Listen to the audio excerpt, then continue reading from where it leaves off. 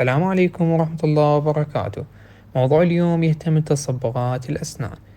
راح نعرف ألوان هاي التصبغات وكل لون وسببه.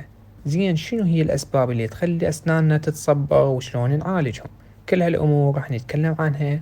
كملوا ويانا للأخير. كلنا نعرف أن اللون الأبيض هو اللون الطبيعي للأسنان السليمة، وخلاف ذلك أكو خلل ولازم نعالجه، مثل البقع وسببها هو تآكل طبقة المينا أو فد خلل بيها. هواي أشخاص تجينا تسألنا: دكتور أسناني متسوسة، وبالتالي يطلع مجرد تصبغ وليس تسوس. فمن الضروري أن نفرق بين أن التسوس يصاحبه نخر وألم في السن، أما التصبغ فهو مجرد بقع على الأسطح الداخلية أو الخارجية للسن، بسبب أنواع المأكولات والمشروبات وبعض العادات كالتدخين وتناول أدوية الحديد لها تأثير على لون السن. راح نعرف ألوان البقع. البقع البنية تكون بشكل حبيبات ملونة رفيعة وخالية من البكتيريا، تتواجد عادة على السطح اللي يقابل الخد بالأضرس العلوية، على السطح اللي يقابل اللسان بالقواطع السفلية، وبنسبة قليلة على أسطح الأسنان الأمامية العلوية. سبب حدوثها هو عدم تنظيف الأسنان بالفرشاة بشكل صحيح، وشرب الشاي والقهوة بكميات كبيرة. البقع السوداء تكون بشكل خط أو شريط أسود على أسطح الأسنان اللي تقابل الخد أو الشفة، عادة تكون قريبة من اللثة وصعب إزالتها بالفرشاة والمعجون، وعادة تظهر مرة ثانية بعد إزالتها، وتحدث في الإناث أكثر من الذكور. البقع الخضراء عبارة عن تكلسات سميكة تحدث على السطح المقابل للشفة في الأسنان العلوية الأمامية بالقرب من اللثة، وهي شائعة في الأطفال وتحدث بشكل أكبر في الأولاد أكثر من الفتيات. لا توجد علاقة بين البقعة الخضراء والتسوس، وتظهر مرة أخرى بعد إزالتها. البقعة البرتقالية تكون أقل شيوعًا من البقعة الخضراء، تحدث في حوالي 3% من السكان، تتكون على السطح اللي يقابل اللثة في الأسنان الأمامية العلوية والسفلية بالقرب من اللثة، يمكن إزالتها بسهولة أكثر من البقع الخضراء، وتتكون بسبب عدم الاهتمام بنظافة الفم.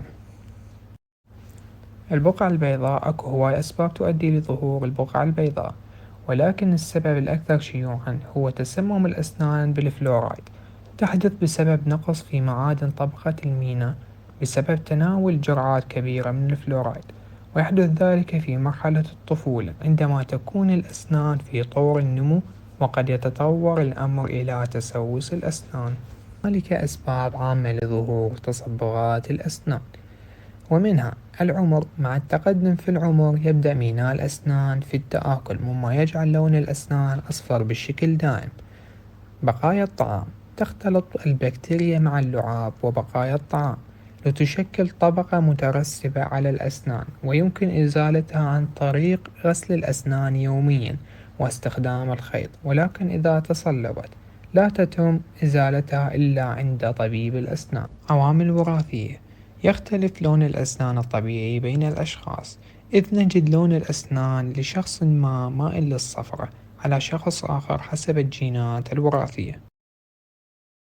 المضادات الحيوية قد تؤدي الآثار الجانبية لبعض الأدوية إلى تصبغات الأسنان، مثلا تتراسايكلين أنتيبيوتيك، وغسولات الفم التي تحتوي على مادتي كلوروهكسيدين وسيتل بايريدينيوم، مضادات التحسس الأنتي هيستامين، مضادات الذهان أنتي سايكوتيك، وأدوية الضغط الدم العالي. علاج تصبغات الأسنان: زيارة طبيب الأسنان واتخاذ ما يلزم إجراءه، مثل: أولا استخدام أدوات لتقشير أو فرك الجير والطبقات المتراكمة من على سطح أسنانك.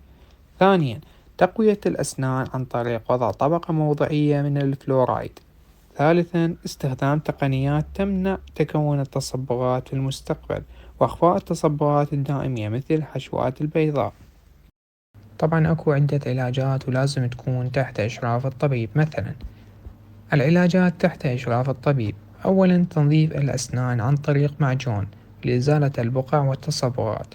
ثانيا استخدام التنظيف الهوائي بمسحوق لتلميع الأسنان مجددا.